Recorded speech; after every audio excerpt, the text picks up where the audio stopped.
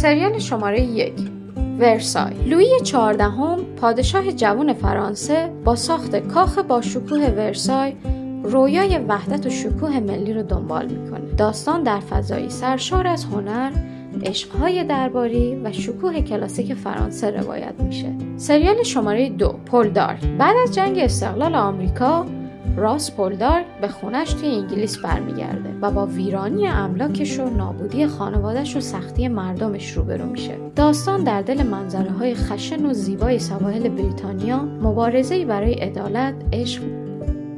سریال شماره 1 اوتلندر.